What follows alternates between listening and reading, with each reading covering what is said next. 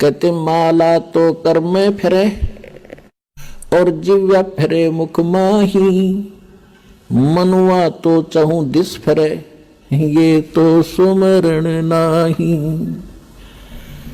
कबीर साहब कहते हैं कि हाथ में तो माला मणिया घूम रहा है और जीभ मुख में घूम रही है और मन कहीं घूम रहा है, ये सुमरण नहीं होता। कहते हैं सुरत नृत मन पवन पर, और सतनाम का वो जाप लगातार चले। सुरत नृत मन और पवन इकट्ठे रखे। जैसे आप सिमरण करते हो, सांस के सिमरण सतनाम दिया है, या प्रथम मंत्र भी जाप करते हो, उस पर ये ध्यान रखे कि जैसे आप प्रथम मंत्र बोला, प्रथम मंत्र का तो ये सोचे ये किसके विषय में है। 5-4 जो लगातार जो मंत्र करें, 5-4 बार ये अभ्यास करें ये किसका है, और उसके बाद बेशक शीघ्र करो, लेकिन ये ध्यान रहे मैं बोल क्या रहा हूं। अब बोलते हो सत सुकृत अवगत कबीर, तो फिर इस क्या बोल रहा हूं ये शब्द है, इस शब्द के साथ इस चित्त यानी मन को लगाना है, और ध्यान रहे कि मैं क्या बोल रहा हूं, कौन से अक्षर का उच्चारण कर रहा हूं। तो इसमें स्वरित और नृत अपने आप रहेगी कि किस जाप को कर रहा हूं। स्वरित नृत मन और पवन।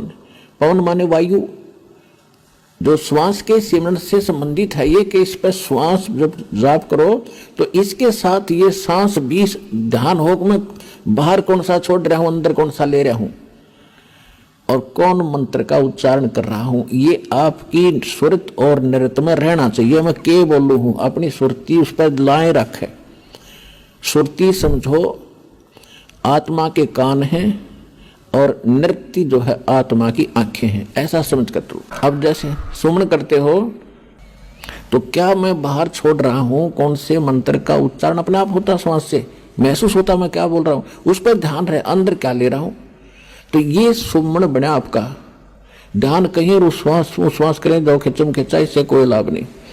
सुरत नृत्य उस पर लगी रहे, मैं क्या बाहर छोड़ रहा हूं, क्या अंदर ले रहा हूं, या प्रथम मंत्र में किस किस जाप को कर रहा हूं। जब जल्दी करते हो, क्योंकि स्वाभाविक हो जाता है जल्दी करना पड़ता है, तो उसमें ये सोचो मैं बोल के रहा हूं। पहले तो ये पता हो कि किस किस का जाप है, ये 2-4 बार अभ्यास करके फिर बेसिक केवल शब्द पर ही ध्यान रख सकते हो। के बोल रहा हूं, कौन सा मंत्र बोल रहा हूं, हरियम बोल रहा हूं, किलियम बोल रहा हूं, उस पर ध्यान रहे। तो उस पर जरूर रहना चाहिए, वो नहीं माला फेरे जाओ।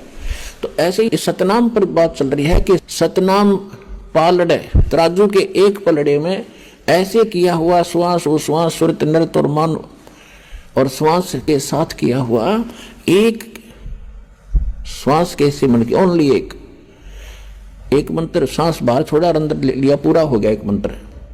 इस एक मंत्र के जाप को तराजू के एक पालड़े में रख दो, उसकी कीमत। और दूसरे पलड़े में 14 लोक, विष्णु का लोक, शिव का लोक और ब्रह्मा जी का लोक, धर्मराज का लोक, नीचे के ये तल पताल उतल सारे, और ऊपर के गोलोक और दुर्गा का लोक, ब्रह्मलोक, सपतपुरी, स्वर्ग और नरक। स्वर्ग नरक ये अलग 3 लोक न्यारे हैं, ये स्वर्ग पृथ्वी और पाताल ये लोक अलग हैं 3, इनसे हटकर हैं।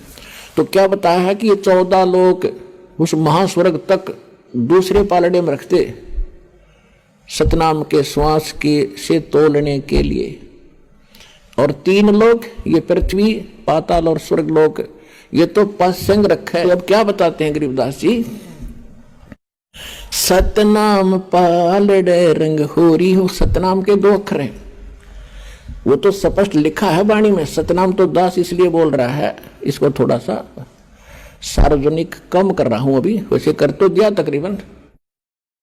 वो 2 अक्षर का नाम है, एक ओम और दूसरा वो तत् सांकेतिक है।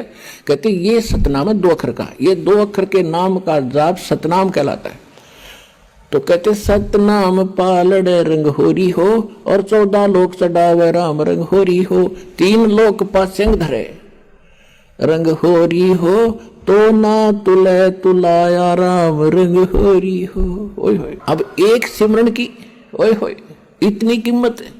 और परमात्मा खुद अपनी वाणी में बोलते हैं, कबीर कहता हूं कहीं जात हूं और कहूँ बजा के ढोल, श्वास जो खाली जात है ये 3 लोक का मोल। ये तो जो बिना नाम करे तुम खाली छोड़ रहे हो, ये भी इतना कीमती है, 3 लोक का मोल। और सतनाम के साथ जाप किया जाता, कहते 3 लोक पासे रंग हो रही हो, तो ना तुला तुला राम रंग हो रही हो। इसकी इतनी कीमत बन जाती है सतनाम के जाप से। और फिर सारनाम, ओए होए, उसका तो कहना है कि आपके ऊपर जो परमात्मा ने रहम किया है उसका कोई एस्टीमेट लगाकर दास नहीं बता सकता, कितनी दया आपके ऊपर हुई है। यहाँ आना हंसी खेल है। आप देख लो हरियाणा के लोग कितने आ रहे हैं, और मध्य प्रदेश, उत्तर प्रदेश, राजस्थान, वहां से कैसे आ रहे हैं। तो कहते हैं अभी तक उन्होंने ज्ञान नहीं या उनके इतने अच्छे संस्कार नहीं बने हैं तो यहाँ तक पहुंच सके। तो एक दिन ऐसा आवेगा, परमात्मा ने बोल रखा, पूरा विश्व ने ही ये ज्ञान स्वीकार करना ही पड़ेगा, और कोई विकल्प नहीं है, नहीं तो घने दुखी हो जाएंगे।